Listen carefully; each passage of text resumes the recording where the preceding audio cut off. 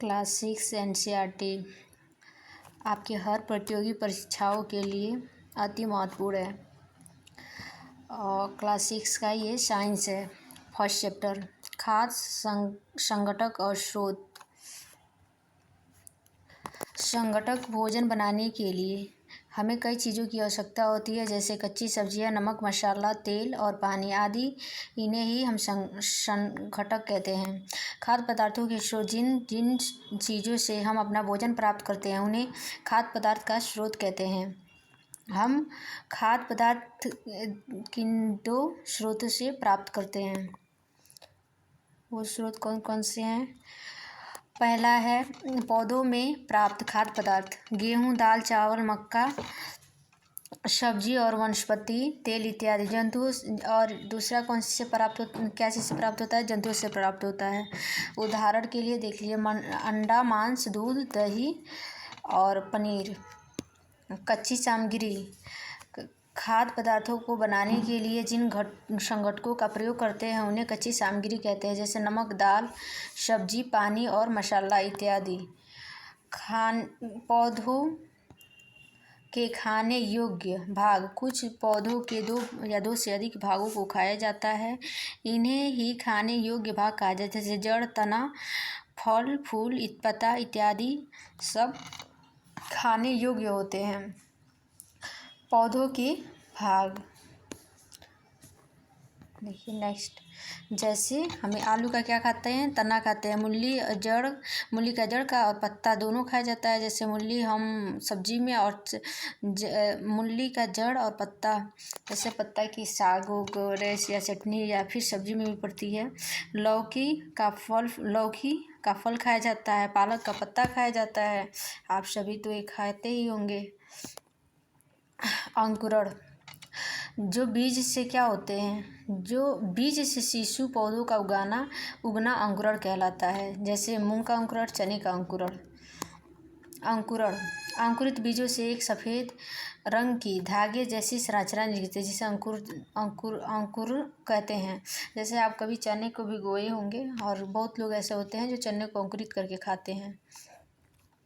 मकरकंद nectar मधुमक्खी द्वारा इकट्ठी की गई फूलों के मीठे रस को मकरकंद नेक्टर कहते हैं, जो बाद में शहद बन जाता है। मधुमक्खियां मकरकंद नेक्टर का भंडारण करती हैं, क्योंकि फूल और उनका मकरकंद वर्ष के केवल कुछ समय ही उपलब्ध होते हैं। अतः मधुमक्खियां मकरकंद का भंडारण कर लेती हैं ताकि पूरे वर्ष इसका क्या किया जा सके, उपयोग कर सके। वो अपने भंडारण शहद मधुमक्खियों का क्या है, भोजन के रूप में प्रयोग करते हैं। मतलब जो भंडारित हुआ शहद रहता है, जो इकट्ठा कर लेते हैं, वो किसके रूप में प्रयोग करती हैं? मधुमक्खियाँ भोजन के रूप में। खाद्य पदार्थों के संग्रहण करने के आधार पर जंतुओं के प्रकार। जंतु कितने प्रकार के होते हैं? 3 प्रकार के, शाकाहारी, मांसाहारी और सर्वाहारी। नाम से ही जैसे आप लोग समझ सकते हैं। शाकाहारी किसे कहते हैं? जो केवल पादप या पाद उत्पाद खाते हैं, शाकाहारी कहलाते हैं। जैसे गाय, हिरण, भैंस, खरगोश। मांसाहारी वे जंतु जो जंतु केवल मांस खाते हैं, तो किससे? जंतु उत्पादों को ही खाते हैं, मांसाहारी कहलाते हैं। शेर, बाघ। सर्वाहारी जो दोनों खाते हैं, सर्वाहारी कहलाते हैं, जैसे मनुष्य, कौवा। ठीक है, तो इस तरह से 6 का पहला चैप्टर कंप्लीट हो गया। ठीक है, दूसरा चैप्टर देखते हैं। आप किसी भी एग्जाम की तैयारी करते होंगे, उस सब के लिए महत्वपूर्ण है। दूसरा चैप्टर देखिए। दूसरा चैप्टर का नाम है भोजन के घटक, खाद्य पदार्थ। प्रत्येक व्यंजन एक या एक से अधिक प्रकार की कच्ची सामग्री से क्या होता है? बना होता है, जो हमें पादप या जंतुओं से मिलती है। पोषक वे तत्व जो हमें वृद्धि और कार्य करने के लिए क्या करते हैं? ऊर्जा देते हैं। जो मतलब हमें कार्य करने के लिए और वृद्धि, जैसे हम बड़े होते हैं, जैसे हमारी बॉडी को के लिए जो ऊर्जा देते हैं, उन्हें हम क्या कहते हैं?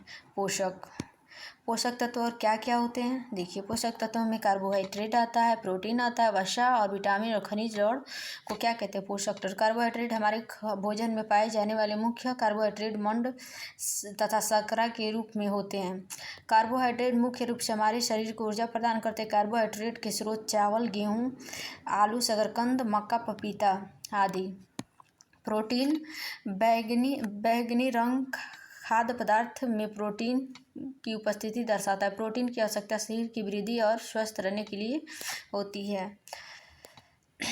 मतलब शरीर की वृद्धि के लिए क्या आवश्यक है प्रोटीन। प्रोटीन के स्रोत किससे होता है, इससे हमें कौन कौन सी चीज़ों से हमें प्रोटीन प्राप्त होती है वो देख लेते हैं। पादप से चना, मटर, राजमा, मूंग, सोयाबीन। जंतु से मांस, अंडे, मछली और दूध, पनीर आदि। वसा से देख लेते हैं। कागज़ पर लगा तेल धब्बा, वसा किसे कहते हैं ये इसका डेफिनेशन देख लेते हैं। कागज़ पर तेल का धब्बा खाद्य पदार्थ वसा में उपस्थिति को क्या करता है, दर्शाता है। वसा से हमारे शरीर को क्या मिलती है, ऊर्जा। वसा के स्रोत क्या क्या है, पादप मतलब पौधों से देख लीजिए। मूंगफली, तिल, गिरी और जंतु से देख लेते हैं। मछली, मांस, दूध, घी, मक्खन आदि। विटामिन देख लेते हैं। विटामिन कई प्रकार के होते हैं जिन्हें अलग अलग नामों से vitamin A, vitamin B, vitamin C, vitamin D, vitamin E, vitamin K नामों से जाना जाए। विटामिन के एक समूह को विटामिन बी कॉम्प्लेक्स कहते हैं। हमारे शरीर को मात्रा की आवश्यकता होती है। विटामिन ए हमारी आँखों को स्वस्थ रखता है। विटामिन सी हमें ऐसे तो सामान्य तौर पर विटामिन सी की कमी से हमें स्कर्वी रोग होता है, ठीक है, और रोगों से लड़ने में हमारी मदद करता है। विटामिन डी हमारी अस्थियों, दांतों के कैल्शियम का उपयोग करने में हमारे शरीर की क्या करता है, सहायता करता है। हमारा शरीर सूर्य के देखिए हमें हमारे शरीर को सूर्य की प्रकाश से भी विटामिन डी मिलती है। खनिज लवण देखिए हमारे शरीर के उचित विकास और अच्छे स्वास्थ्य के लिए खनिज की आवश्यकता होती है। खनिज लवण के स्रोत देख लेते हैं। आयोडीन, अदरक, केकड़ा। फास्फोरस के स्रोत दूध, केला, गेहूँ। लोहे के स्रोत पालक, सेब, यकृत। कैल्शियम के स्रोत दूध, अंडा आदि। रुक्षांश हमारे शरीर आहार्य रेशों तथा जल की भी आवश्यकता होती है। आहारी रेशे रुक्षांश के नाम से भी जाना जाता है। रुक्षांश के मुख्य स्रोत साबुन, खाद्य, जल, आलू, ताजे फल, सब्जियां हैं। रुक्षांश के बिना पचे भोजन को बाहर निकालने में क्या करते हैं, हमारे शरीर की सहायता करते हैं। जल भोजन को पशु पोषक तथा अवशोषित करने में हमारे शरीर की सहायता करते हैं। कुछ अपशिष्ट पदार्थ जैसे मूत्र पसीने से बाहर निकालने में सहायता करते हैं। आहार सामान्यतः पूरे दिन में जो हम खाते हैं उन्हें क्या कहते हैं, आहार कहते हैं। संतुलित आहार हमारे शरीर की वृद्धि के अच्छे स्वास्थ्य बनाए रखने के लिए हमारे आहार में वे सभी पोषक तत्व उचित मात्रा में होने चाहिए जिनकी हमारे शरीर को आवश्यकता है। तो संतुलित आहार में क्या क्या लेना चाहिए ये आप लोग देख लीजिए। दाल, मूंगफली, सोयाबीन, अंकुरित बीज, चना या मूंग का हो, कुछ दोनों में हो, केला, पालक, सत्तू, गुड़, फल, सब्जी, ठीक है।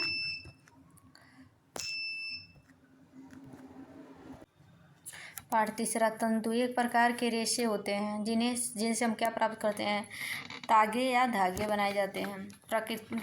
प्राकृतिक तंतु जो पादपों या जंतुओं से प्राप्त होने प्राकृतिक तंतु कहते हैं। पादपों से प्राप्त तंतु से क्या होती है, कपास, रुई, जूट, पटसन। जंतु से प्राप्त तंतु क्या होता है, ऊन, रेशम। ऊन और ये प्राप्त किससे होते हैं, भेड़, बकरी या खरगोश से। रेशमी तंतु रेशम के कीट कोकून से खींचा जाता है। संश्लिष्ट तंतु रासायनिक पदार्थों द्वारा बनाए गए तंतु को संश्लिष्ट तंतु कहते हैं। पोलिस्टर, नायलॉन, एक्रिलिक संश्लिष्ट तंतु के उदाहरण है। पादप जंतु से जो प्राप्त होता है उसे जैसे कि देखिए रुई एक प्राकृतिक तंतु है जो पौधों से प्राप्त होता है। फसल, कपास की फसल काली मृदा में और जलवायु कैसी होती है, उष्ण होती है।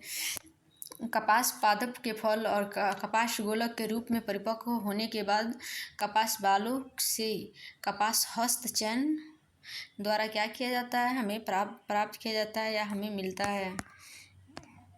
कपास को ओटना किसे कहते हैं, इसे देख लेते हैं। कपास बीजों को कंकतन द्वारा पृथक किया जाता है। इस प्रक्रिया को कपास को ओटना कहते हैं।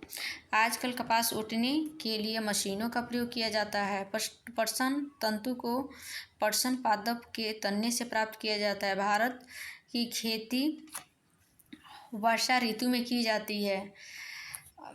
और भारत में पटसन को प्रमुख रूप से पश्चिमी बंगाल, भारत में पटसन कहाँ कहाँ उगाया जाता है ये देख लीजिए। पश्चिमी बंगाल, बिहार और असम में उगाया जाता है, ठीक है। और देखिए, फसल की कटाई के पश्चात पादपों के तने को कुछ दिनों तक क्या किया जाता है, जल में डुबो के रखा जाता है। किसके? पटसन को पृथक पटसन तंतु से हाथ द्वारा पृथक कर दिया जाता है। कताई, रेशे से तागा बनाने की प्रक्रिया को कताई कहते हैं। जिससे रेशे जो हमें प्राप्त होती हैं, और रेशे किससे प्राप्त होती हैं? तंतु से। और रेशे से तागा में बनाने की प्रक्रिया को क्या कहते हैं? कताई कहते हैं। इस प्रक्रिया के में रुई के एक पूंज से रेशों को खींचकर ऐंठते हैं, जिससे रेशे पास पास आ जाते हैं और क्या होता है? तागा बन जाता है। तकली, कताई के लिए एक युक्ति हस्त तकुआ का उपयोग किया जाता है, जिसे क्या कहते हैं? तकली। चरखा, हस्त से प्रचलित कताई में होने वाली एक अन्य युक्ति चरखा है। तागों की कताई कार्य मशीनों के सहायता से प्राप्त किया जाता है।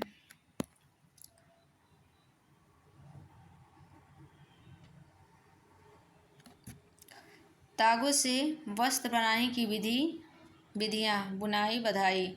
बुनाई किसे कहते हैं? तागों से दो सेंटों को आपस में व्यवस्थित करके वस्त्रों को खींचना प्रक्रिया, वस्त्रों की बनाने की प्रक्रिया को बुनाई कहते हैं। वस्त्रों की बुनाई करघों पर की जाती है। करघे या तो बाँस प्रचलित होते हैं या विद्युत प्रचलित होते हैं। बुनाई अथवा बधाई के उपयोग विभिन्न प्रकार के वस्त्रों के निर्माण में किया जाता है। ये वस्त्रों का उपयोग बनाने के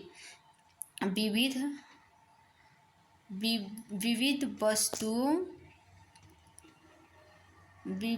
वस्तुओं को बनाने में हमारे चारों ओर की वस्तुएं अनेक प्रकार के पदार्थों से बनी हैं। सभी वस्तुओं की आकृतियाँ, रंग, वर्ण तथा गुण भिन्न भिन्न क्या होते हैं।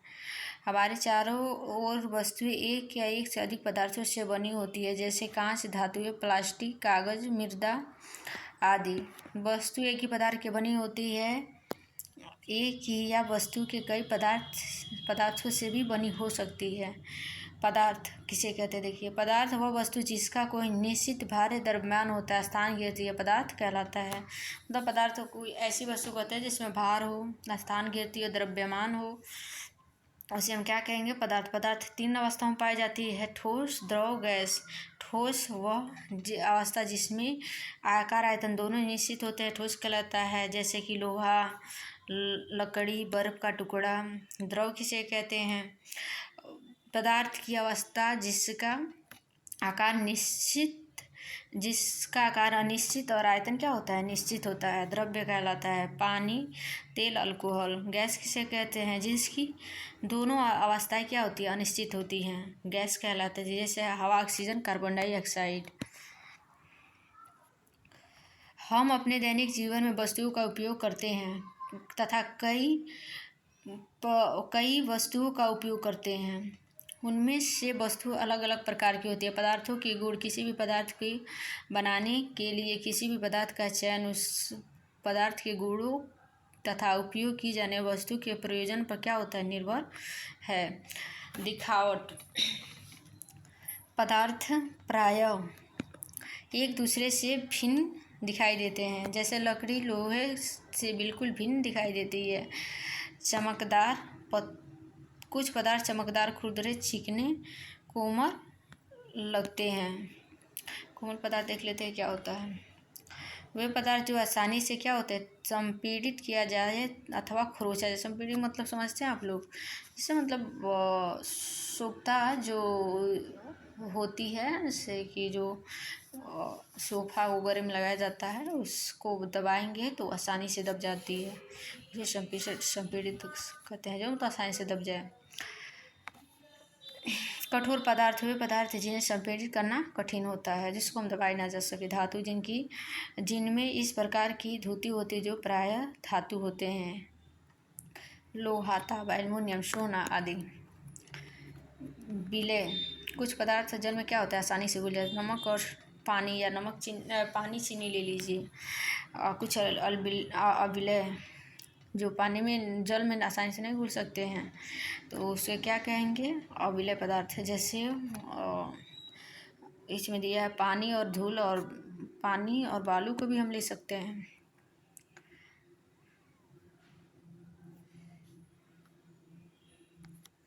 अब पारदर्शिता वह गुण जिससे प्रकाश स्वयं से क्या हो, पार जाने की, स्वयं से पार जाने की अनुमति देता हो। पारदर्शिता कहते हैं। पारदर्शी क्या होता है, देखिए पारदर्शिता और पारदर्शी में अंतर होता है, ठीक है। पारदर्शिता वह गुण जिससे प्रकाश स्वयं से पार जाने की अनुमति देते हैं। अपारदर्शी ऐसा वस्तु जिसके आर पार देखा जा सकता है, पारदर्शी वस्तु कहलाते हैं। पारदर्शी वस्तुओं के आर पार प्रकाश जा सकता है, जैसे कांच, वायु, जल। अपारदर्शी वस्तु किसे कहते हैं, वे वस्तुएं जिनसे होकर प्रकाश क्या हो, हम देख जिनमें से होकर आप वस्तु के आर पार क्या आसपास न देख सकते हो। आर पार उन्हें, आसपास नहीं, आर पार उन्हें अपारदर्शी वस्तु कहते हैं। जैसे पेपर, धातुएं, लकड़ी। अप्रभासी जो मतलब आर पार देखा जा सकता हो पर स्पष्ट रूप से नहीं दिखाई देगा। बटर पेपर, मोटी कांच। आर्किमिडीज का सिद्धांत पढ़ लेते हैं। आप लोग सभी आर्किमिडीज का सिद्धांत से परिचित होंगे। प्रिंसिपल और आर्किमिडीज। जब कोई वस्तु किसी द्रव में पूरी अथवा आंशिक रूप से डुबोई जाती है तो उसके भार में कमी का आभास होता है, मगर भार में यह आभास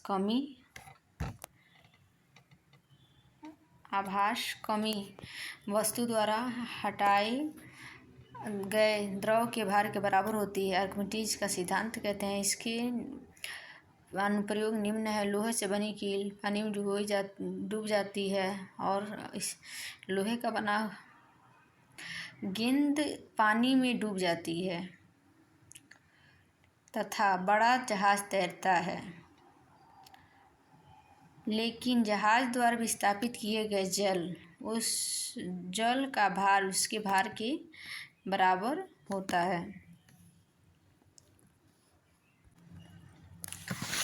पदार्थों का पृथक्करण। पहला हेडिंग क्या है, मिश्रण। दो या दो से अधिक तत्व या यौगिक उनके मिलने से बनता है, उसे क्या कहते हैं, मिश्रण। हवा एक मिश्रण है, इसमें कई गैस मिले हुए हैं, ऑक्सीजन, नाइट्रोजन आदि। पृथक्करण की विधियाँ। हस्तचयन मिश्रण से हानिकारक और अन्य उपयोगी पदार्थों हाथ से चुनकर अलग करना हस्तचयन पृथक्करण कहलाता है। गेहूँ, चावल, दाल से पत्थर भूसे को पृथक करना। थ्रेसिंग सूखे पौधे, डंडियों, अनाज को पृथक करने की थ्रेसिंग कहते हैं।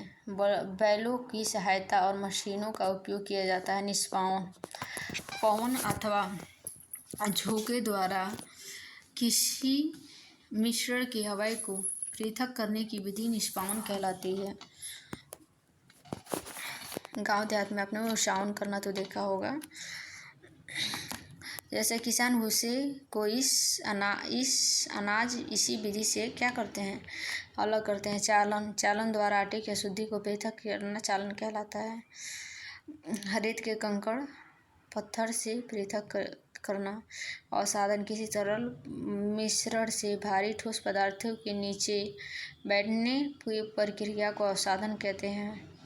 जल के तली में भारी कण नीचे बैठ जाते हैं। निस्तारण रेत और जल मिश्रण रेतीली भारी कर जल में क्या होती बैठ जाती है। निस्तारण विधि जल द्वारा पृथक किया जाता है। जैसे जल के महीन कण को अलग करना। निस्यंदन मिश्रण पदार्थ के ठोस या द्रव को अलग करने की विधि को निस्यंदन कहते हैं। रेतीले जल से स्वच्छ जल को प्राप्त किया जाता है। वाष्पन किसे कहते हैं, जल और उसके वाष्प से बनने प्रक्रिया जल को उसके वाष्प में परिवर्तन करने की प्रक्रिया को वाष्पन कहते हैं। जैसे सूर्य के प्रकाश से जल गर्म होकर वाष्पन धीरे धीरे वाष्प में बदल जाता है। नमक सूर्य के प्रकाश से जल होकर वाष्पन धीरे धीरे भाप में बदलने कुछ समय के बाद जल वाष्पित हो जाता है तथा ठोस लौड़ नीचे बच जाते हैं, जिसमें लौड़ मिश्रण का शोधन करके साधारण नमक प्राप्त किया जाए। संतृप्त विलयन देखिए किसे कहते हैं, जिस विलयन में कोई पदार्थ और अधिक न घुल सके वह पदार्थ संतृप्त विलयन होता है। विलय कुछ पदार्थ जल में घुल जाते हैं, नमक, पानी। विलय जैसे आप लोग बताए हैं पिछले वीडियो में, किसी पदार्थ की विलयन को गर्म करने और उसमें अधिक पदार्थ घोला जा सकता है।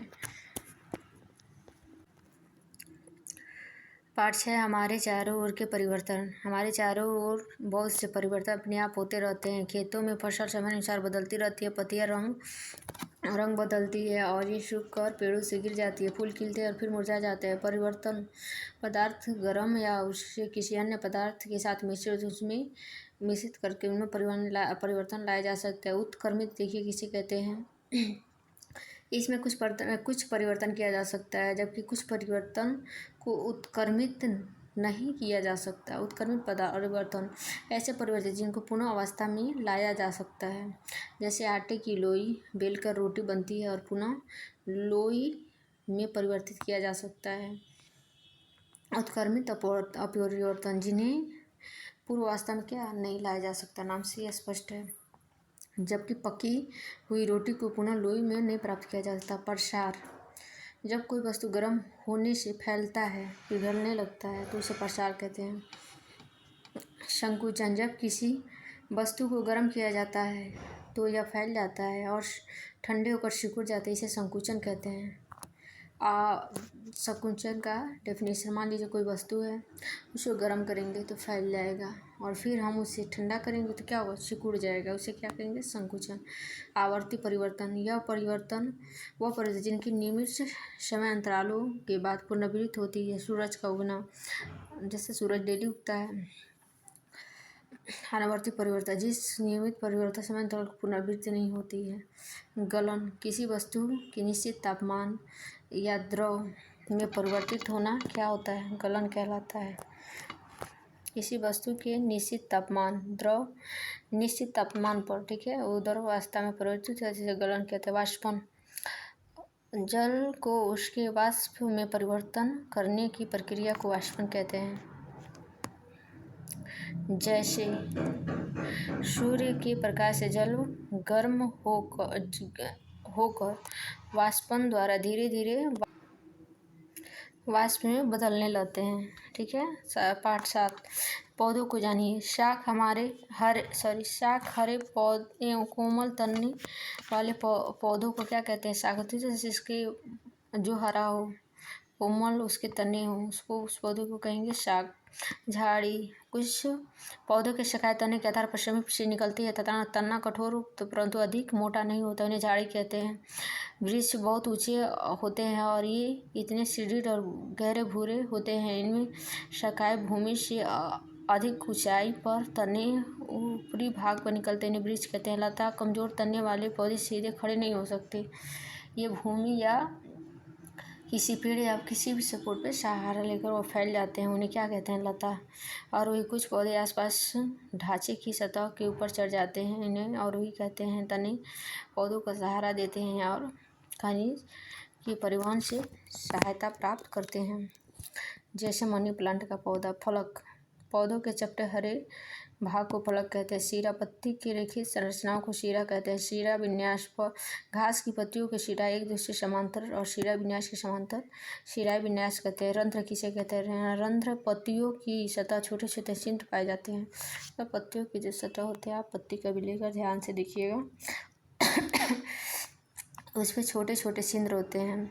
रंध्रों से गैस का उत्सर्जन की क्रिया होती है। अगर ऐसा ना हो तो फिर करिएगा, एक पत्ती या किसी साग को झिल्ली में बांध लीजिएगा। झिल्ली प्लास्टिक में बांधने के बाद कुछ समय के लिए रख दीजिए, देखेंगे उसके बाद उसमें क्या होगा, हल्का हल्का प्लास्टिक में पानी लग जाता है। इससे पता चलता है कि पत्तियों में छिद्र होता है, जिससे वाष्पित होता रहता है, मतलब उससे पर्णवृंत पत्तियों का वो भाग जिससे द्वारा वह तने से जुड़ी होती है पर्णवृंत कहलाती है। रेशेदार जड़ जिन पौधों की जड़ एक समान दिखाई देती है। मूसला जड़ जिन पौधों की जड़ें सीधी मिट्टी के अंदर धस जाती हैं मूसला जड़ कहते हैं, वो मुख्य जड़ होता है। ठीक है। पाठ 8 शरीर में गति। हमारे शरीर स्वतः अनेक गतियाँ निरंतर होती रहती है। चलना, टहलना, दौड़ना, उड़ना, छलांग मारना, रेंगना या तैरना। हमारे शरीर के विभिन्न भागों को उसी स्थान पर मोड़ अथवा घुमा पाते हैं जहाँ दो हिस्से एक दूसरे से जुड़े हों, जैसे कि कोहनी, कंधा अथवा गर्दन। संधि। हमारे शरीर के विभिन्न भाग उसी स्थान पर मोड़ अथवा घुमा पाते हैं जहाँ दो हिस्से एक ही दूसरे से क्या हो, इन स्थानों पे संधि कहते हैं, जुड़ी हो। कंदुक खलिका संधि सभी दिशाओं में गति। कंदुक खलिका संधि सभी दिशाओं में गति करता है। घुटना हिंज संधि का क्या है, उदाहरण है। अचल संधि। हमारे सिर के कुछ संधियाँ संधियों में अस्थि हिल नहीं सकती, ऐसे संधि को अचल संधि कहते हैं। कंकाल। हमारे शरीर सभी अस्थियाँ ठीक उसी प्रकार शरीर को सुंदर आकृति प्रदान करते हैं जिस प्रकार ढांचे का निर्माण और ढांचे को कंकाल कहते हैं। फसली पिंजर। फसली एक वृक्ष अस्थि मेरुदंड रूज से जुड़कर एक बक्से का रचना करती है। इस शंकुरूपी बक्से की फसली पिंजर कहते हैं। बक्से को अस्थियाँ उपास्थियाँ संयुक्त रूप से हमारे शरीर का कंकाल का क्या करते हैं, निर्माण करते हैं। गति करने के समय पेशियों के संकुचन अस्थियाँ खींचती हैं।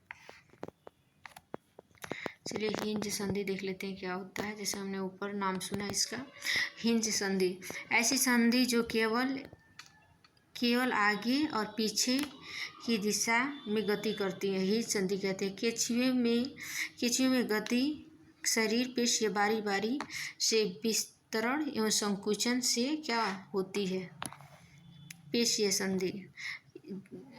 पेशियों के जोड़े के एकांतर क्रम के सिकुड़ने एवं फैलने की अस्थियाँ गति करती हैं। मछली के शरीर पर पंख होते हैं जो तैरते समय जल में संतुलन बनाए रखने और एवं दिशा के निर्धारण करने में सहायता करते हैं। पाठ 9 सजीव एवं उनका परिवेश। उद्दीपन। हम आसपास होने वाले परिवर्तनों की अनुक्रिया करते हैं। वातावरण में होने वाले परिवर्तन को उद्दीपन कहते हैं। उत्सर्जन देखिए किसे कहते हैं। हमारे शरीर का अपशिष्ट पदार्थों सजीवों द्वारा क्या होता है, निष्कासन के प्रक्रम को उत्सर्जन कहते हैं। आवास। वह किसी सजीव का वह परिवेश जिसमें वो रहता है आवास कहलाता है। अनुकूलन। जिन परिस्थिति, संरचना अथवा स्वभाव की उपस्थिति किसी पौधे या जंतु उसके परिवेश में रहने योग्य बनाती है, अनुकूलन कहलाते हैं। स्थलीय आवास। जैसे जमीन, स्थल का मतलब जमीन से है, जहाँ पौधे जंतु आवास को स्थलीय आवास कहते हैं। उदाहरण के लिए वन, घास के मैदान, मरुस्थल, तटीय एवं पर्वतीय क्षेत्र आदि। जलीय आवास। जलाशय, दलदल, झील एवं समुद्र जहाँ जंतु जल में रहते हैं जलीय आवास कहता है। जैव घटक। पारिस्थितिक तंत्र के संजीव घटकों के जैव घटक कहते हैं। संजीव घटक को क्या कहते हैं, जैव घटक। इसमें पेड़ पौधे होते हैं। अजैव में जैसे कि निर्जीव पदार्थ जैसे चट्टान, मिट्टी, वायु, जल आदि। सूर्य के प्रकाश ऊष्मा भी क्या है, हमारी अजैव घटक है। अंकुरण। बीज से नए पौधे प्रारंभ होते हैं। बीज में अंकुरण निकल जाते हैं, इस प्रक्रिया को अंकुरण कहते हैं। प्रजनन। किसी जंतु प्रजनन द्वारा अपने क्या करते हैं, नए संतान उत्पन्न करते हैं। कुछ जंतु क्या होते हैं, अंडे देते हैं। कुछ जंतु शिशु को जन्म देते हैं। गति किसे कहते हैं। सभी सजीव एक दूसरे के स्थान तक जाते हैं तथा उनके शरीर में अन्य प्रकार की भी गति करते हैं। भोजन सजीवों को उनकी वृद्धि के लिए आवश्यक ऊर्जा प्रदान करता है। वृद्धि। जंतुओं के बच्चे वृद्धि कर आवश्यक हो जाते हैं। श्वसन हम वायु में ऑक्सीजन लेते हैं, कार्बन डाइऑक्साइड श्वास द्वारा बाहर निकालते हैं। श्वसन सभी सजीवों के लिए आवश्यक है। केंचुआ त्वचा द्वारा सांस, मछली किसके द्वारा लेती है? गिल के द्वारा। पौधे पत्तियां सूक्ष्म रंध्रों द्वारा वायु को अंदर लेती है। सजीव में श्वसन उत्सर्जन उद्दीपन के प्रति अनुक्रिया प्रजनन उसकी गति का वृद्धि या मृत्यु होती है। अल्पावधि के किसी एक सजीव के शरीर में होने वाले छोटे छोटे परिवर्तन पर्याकुलन कहलाते हैं। देखिए बहुत मज़ेदार ही टॉपिक आया है, इसको हम अच्छे से पढ़ेंगे। पाठ 10 है गतियों दूरी के मापन, जो हर कंपटीशन के लिए अति महत्वपूर्ण है। प्राचीन काल में लोग पैदल चलते थे। जलमार्ग आने जाने के लिए किसके उपयोग करते थे? नाव के। यातायात साधन, आने जाने के साधन को क्या कहते हैं? आने जाने के साधन को यातायात साधन कहते हैं। सड़क परिवहन, साइकिल मोटरसाइकिल में से सड़क परिवहन का मतलब सड़क पर जो चलने वाली गाड़ियाँ हैं। साइकिल मोटरसाइकिल, कार, बस, रेलगाड़ी। वायु परिवहन, हेलीकॉप्टर, जेट विमान। वायु जहाज, जल परिवहन, नाव, स्टीमर, पानी जहाज। मात्रक मापने के एक निश्चित आयत को क्या कहते हैं? मात्रक कहते हैं। मापन के परिमाण, संख्या, भाग और मात्रक भाग। लंबाई के मापने के प्राचीन तरीके, पैरों की लंबाई, उंगलियों की लंबाई, हाथ की लंबाई, एक कदम दूरी की दूरी आदि। लंबाई मापने के आधुनिक तरीके, मिलीमीटर, सेंटीमीटर, मीटर तथा किलोमीटर आदि। संसार के विभिन्न प्रयोग मात्रक के रूप में, एक गज में कितना फुट होता है? तो 3 फुट होता है। एक गज में कितना इंच होता है? तो 36 इंच होता है। एक गज में कितना मीटर होता है? तो 0.91 मीटर होता है। 100 गज में कितने फुट होते हैं? 300 फुट होते हैं। एक बीघा में कितना गज होता है? 965 गज। अलग अलग राज्यों के मापने के अलग अलग आएगा, ठीक है। एक गज में कितना स्क्वायर फुट होता है? तो एक गज में 9 स्क्वायर फुट होता है। फुट क्या है? फीट और फुट लंबाई की इकाई होती है, जिसे शाही और अमेरिकी प्रथागत प्रणालियों द्वारा मान्यता प्राप्त है। इसे 1959 में दोनों इकाइयों के अंतर्राष्ट्रीय समझौता द्वारा 0.3048 मीटर के बराबर माना गया। फीट फुट का बहुवचन। एक फुट में 12 इंच या 3 फीट होते हैं। गज में 3 फीट होते हैं। एक फुट में 12 इंच 30.48 सेंटीमीटर और 0.3048 मीटर होता है। वर्ग फीट क्या है? एक वर्ग फीट कुछ नहीं बल्कि 1 फुट गुणे 1 फुट होता है। यह वर्ग होता है जिससे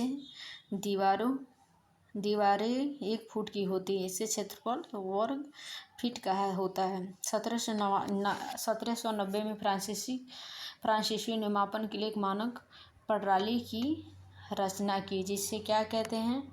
मीटर पर एसआई मात्रक। अंतर्राष्ट्रीय मात्रक प्रणाली संसार के वैज्ञानिकों ने मापन के मानक मात्रकों का एक सेट स्वीकार कर लिया। सेंटीमीटर, प्रत्येक मीटर यम को 100 बराबर भागों में विभाजित करते हैं, जिसे सेंटीमीटर सीएम कहते हैं। मिलीमीटर, 1 सेंटीमीटर 10 बराबर भागों 1 सेंटीमीटर के 10 बराबर भाग होते हैं, जिन्हें मिलीमीटर कहते हैं। 1 मीटर बराबर 100 सेंटीमीटर, 1 सेंटीमीटर बराबर 10 मिलीमीटर।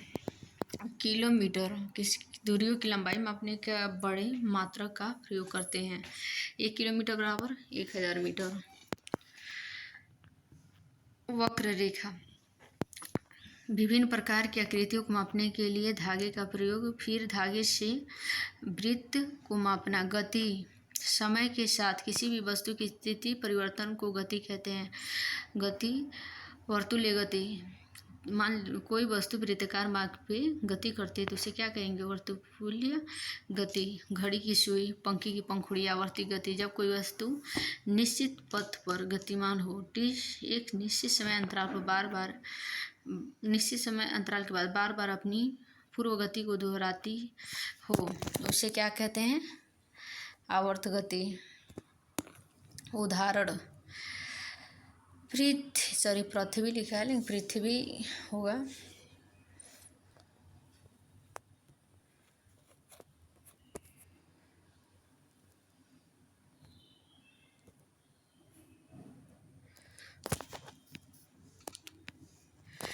ऐसे हुआ।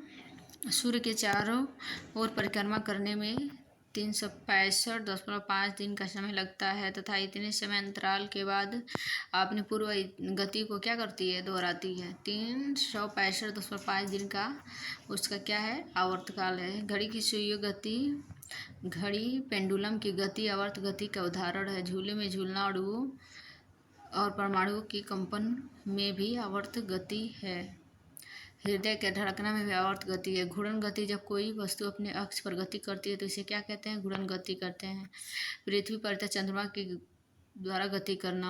हमारे शरीर रुद्र परिसंचरण। चलिए तो इस इंटरेस्टिंग वीडियो के साथ प्रकाश, छाया एवं परिवर्तन।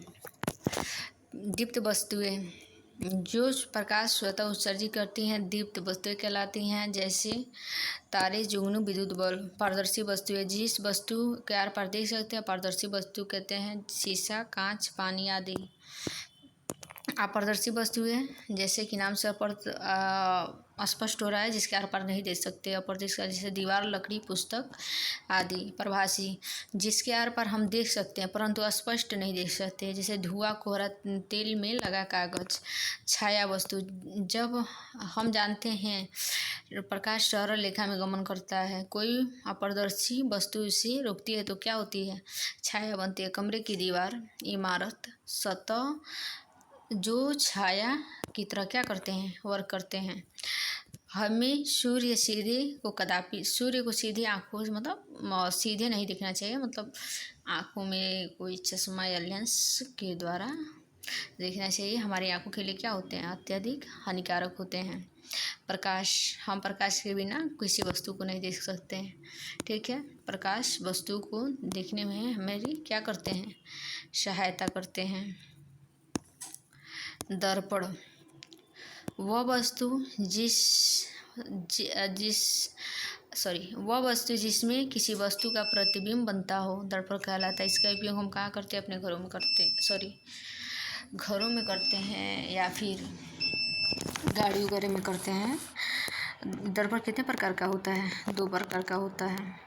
समतल दर्पण, जिस दर्पण की परावर्तन सतह समतल होती है, उसे समतल दर्पण कहते हैं। इसका उपयोग हम चेहरा देखने के लिए घरों में करते हैं, ठीक है। गोलीय दर्पण, गोलीय दर्पण कांच के खोखले गोले का भाग होता है, जिसकी एक सतह पर क्या पालिश की जाती है। गोलीय दर्पण के 2 प्रकार होते हैं, ठीक है। कौन कौन से, अवतल दर्पण, उत्तल दर्पण, ठीक है। परावर्तन, किसी सतह से टकराकर प्रकाश क्या होती है, वापिस उसी माध्यम में लौट जाने को परावर्तन कहते हैं। झील अथवा तालाब के पानी में पेड़, इमारत तथा अन्य वस्तुओं का परावर्तन देखते हैं। सूची छिद्र कैमरा, सूची छिद्र प्रतिबिंब तब संभव है जब प्रकाश केवल सरल में गमन करे।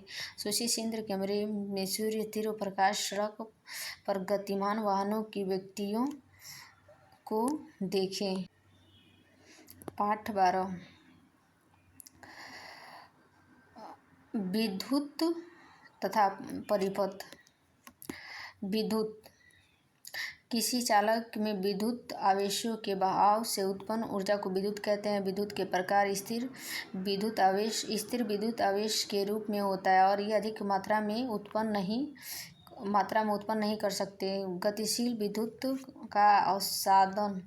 का उत्पादन बहुत अधिक मात्रा में किया जाता है। विद्युत सेल, धनात्मक विद्युत सेल, धातु की टॉपी धनात्मक सिरा कहलाता है। विद्युत सेल की धातु की टॉपी सिरा क्या होती है, धनात्मक। और ऋणात्मक किसे कहते हैं, धातु की डिस्क को ऋणात्मक सिरा कहते हैं। विद्युत सेल के संचित रासायनिक परिवर्तनों में सेल उत्पन्न करता है। तंतु, प्रकाश उत्सर्जित करने वाले पतले से तार के बल्ब को तंतु कहते हैं।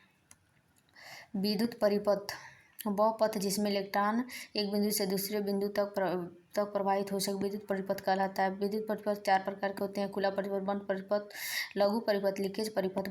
विद्युत परिपथ विद्युत धारा धारा की विद्युत शेल के प्लस टर्मिनल से माइनस टर्मिनल की ओर होती है। जब टर्मिनल को एक तार के द्वारा विद्युत शेल टर्मिनल को जोड़ा जाता है तो बल्ब के तंतु से होकर विद्युत धारा प्रवाहित होने से बल्ब क्या होता है, जलने लगता है, दीप्तिमान करती है।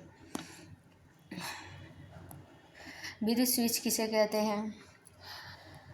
विद्युत स्विच ऑन ऑफ करने में विद्युत शेल की नोक से क्या होता है, स्पर्श या हटाते हैं। विद्युत चालक जिन पदार्थों से होकर धारा प्रवाहित हो सकती है विद्युत चालक कहलाते हैं। उदाहरण तांबा, एल्युमिनियम। विद्युत अचालक वे पदार्थ जिनमें धारा प्रवाहित नहीं होती अचालक पदार्थ कहलाते हैं। इलेक्ट्रॉन मुक्त न होकर न के बराबर होते हैं। रबर, प्लास्टिक, कांच। विद्युत रोधक जिन पदार्थों में धारा प्रवाहित नहीं हो सकती विद्युत रोधक कहलाते हैं। लकड़ी, रबड़, कागज, वायु इत्यादि। पाठ 13 चुंबकों द्वारा मनोरंजन। प्राचीन यूनानी गणितज्ञ मेनस ने चुंबक की खोज की। गणितीय के नाम पर उस पत्थर को मैग्नेटाइट नाम दिया और मैग्नेटाइट में लोहा होता है। चुंबक एक ऐसा पदार्थ है जो लोहे के चुंबकीय पदार्थ को अपनी ओर आकर्षित करता है। चुंबक कहलाता है। प्राकृतिक चुंबक प्राकृतिक में पाए जाने चुंबक को प्राकृतिक चुंबक कहते हैं। प्राकृतिक चुंबक का नाम मैग्नेटाइट है। कृत्रिम चुंबक लोहे के टुकड़े से बनाए जाने वाले चुंबक को कृत्रिम चुंबक कहते हैं। उदाहरण के लिए छड़ चुंबक, गोलंत चुंबक, नाल चुंबक। चुंबकीय पदार्थ जो पदार्थों को चुंबक की ओर आकर्षित करते चुंबकीय पदार्थ कहलाते हैं। लोहा, निकिल, कोबाल्ट। अचुंबकीय पदार्थ जो अपने ओर आकर्षित नहीं करते हैं अचुंबकीय पदार्थ कहलाते हैं। लोहा, कपड़ा, प्लास्टिक। चुंबक के दो ध्रुव होते हैं। उत्तरी ध्रुव पहला सिरा उत्तरोन्मुख अथवा उत्तरी ध्रुव कहलाता है। दक्षिणी ध्रुव दूसरा सिरा दक्षिणोन्मुखी अथवा दक्षिणी ध्रुव कहलाता है। प्राचीन काल से यात्री प्राकृतिक चुंबक यात्रा पर अपने साथ ले जाए, जिसे धागों लटका कर दिशा का निर्धारण कर दिक् सूचक निर्धारण करने के लिए प्रयोग किया जाता है। आकर्षण दो चुंबक के असमान अलग ध्रुव एक दूसरे को आकर्षित करती है। चुंबक के दोनों सिरे पर अधिक आकर्षण शक्ति होती है। प्रतिकर्षण चुंबक दो चुंबक के समान एक जैसा ध्रुव परस्पर प्रतिकर्षण होता है। चुंबक से लोहे पदार्थों के घटक को मिश्रण से अलग किया जा सकता है। पाठ 14 जल जीवन के लिए आवश्यक है। जल के उदाहरण पीने, नहाने, खाना पकाने, कपड़े धोने आदि। जल कहाँ से प्राप्त होता है? नदियों, झरनों, तालाबों, हैंडपंप से प्राप्त होता है। जल विलुप्ति के कारण देख लीजिए। जल वाष्प में परिवर्तित होना। नदी, तालाबों, महासागर सभी निरंतर वाष्प के रूप में परिवर्तित होता रहता है। सोडियम क्लोराइड नमक महासागरों द्वारा खारे जल को गहरे गड्ढों में छूट जाता है। वाष्पन के परिणाम से नमक का ढेर के रूप में क्या होता है? एकत्रित हो जाता है। वाष्पीकरण वायु में जल वाष्पन गर्म को वाष्पन और संघनन को क्या कहते ठंडा को क्या कहते हैं? संघनन। प्रवृत्ति करने के प्रक्रम को क्या कहते हैं? वाष्पीकरण। पहले मतलब गर्म होगा तथा ठंडा संघनन, ठंडा परिवर्तन करने के प्रक्रम को संघनन कहते हैं। गिलास के साथ जल की बूंदें बर्फ युक्त जल से भरे गिलास की बाहरी सतह की हवा को ठंडा कर देती है। जल वाष्प गिलास की तरह संघनित हो जाती है। जैसे जैसे पृथ्वी के ऊपर उठते जाते हैं ताप कम होता जाता है। जैसे जैसे वायु ऊपर उठती है ठंडी होती जाती है। जल कणिका पर्याप्त ऊंचाई पर जल इतनी ठंडी हो जाती है कि इसमें उपस्थित जलवाष्प छोटे छोटे जल बूंदों जिन्हें जल कणिका कहते हैं। बादल ये जल क्या होती हैं? बादल का निर्माण करती हैं जो वायु में तैरती है। जो हमें बादल के रूप में क्या होता है, दिखाई देता है, वर्षा। बहुत सी जल कणिकाएं आपस एक बड़े अमाप की जल बूंदें बनाती हैं। ये जल बूंदें भारी होने पर वर्षा के रूप में धरती पर गिरता है। संघनन जलवाष्प को जल में परिवर्तित करने के प्रक्रिया को संघनन कहते हैं। भौम जल पृथ्वी का शुद्ध जल भौम जल कहलाता है। भौम का मतलब भूमि। जल चक्र महासागरों तथा जलीय भागों के बीच चक्रण को जल चक्र कहते हैं। बाढ़ अत्यधिक वर्षा बाढ़ का कारण बन सकता है। सूखा वर्षा न होना भौम जल की कमी से सूखा पड़ सकता है। जल का संरक्षण जल विवेकपूर्वक उपयोग किया जाए, सावधानी बरतें जिससे जल व्यर्थ न हो। जल के हमें संरक्षण करना चाहिए, जितना ज़रूरत हो उतना ही जल का उपयोग करना चाहिए। जल हमारे जीवन के लिए बहुत उपयोगी है। वर्षा के जल का संग्रह और वर्षा के पानी के बचत उत्पादक कामों में इस्तेमाल के लिए इकट्ठा को वर्षा जल संग्रह कहा जाता है।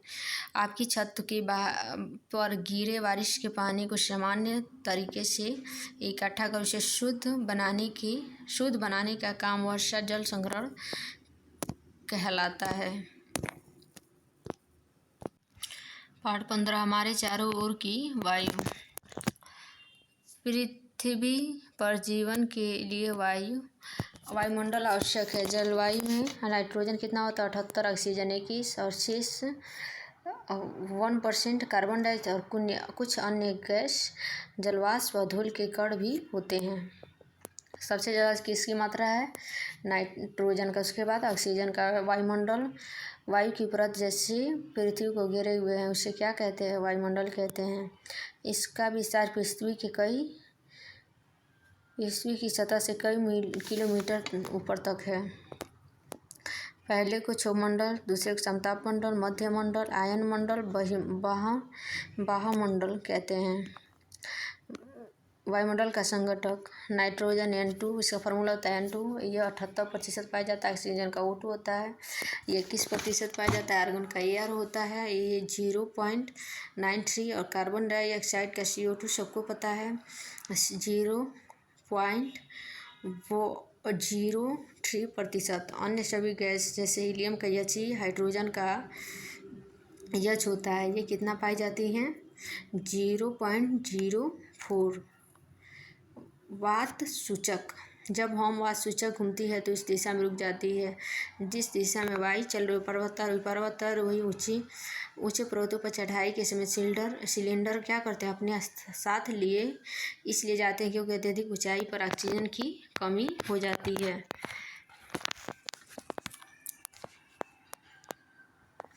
वायु किससे बनी है, वायु अनेक गैसों का मिश्रण है। नाइट्रोजन,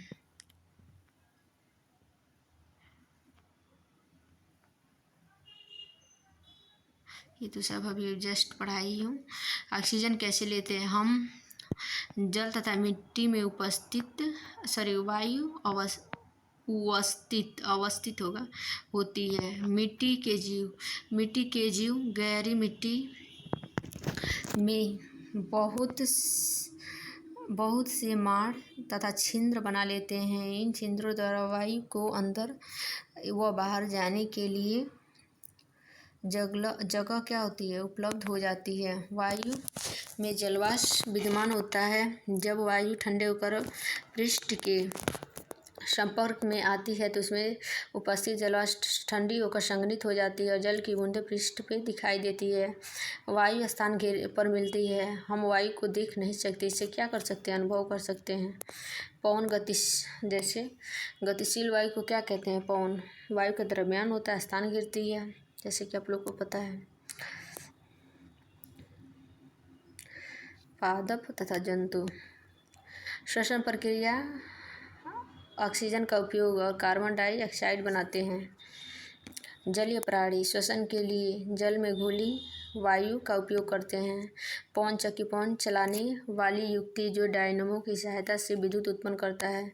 प्राकृतिक जल जल चक्रण के लिए वायु में जलवाष्प का उपस्थित होना क्या है, अनिवार्य है। जलने की प्रक्रिया से केवल ऑक्सीजन अवस्थित में ही संभव है।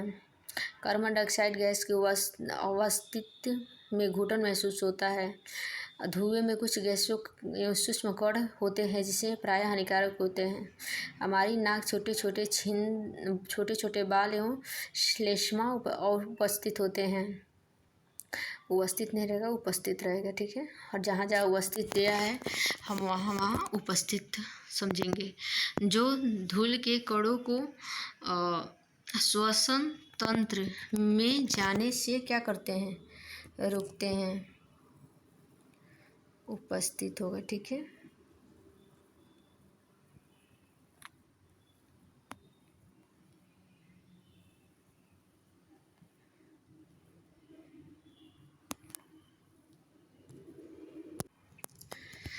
इस क्लास का लास्ट और अंतिम चैप्टर क्लास 6 विज्ञान का लास्ट चैप्टर है, कचरा संग्रह एवं निपटान।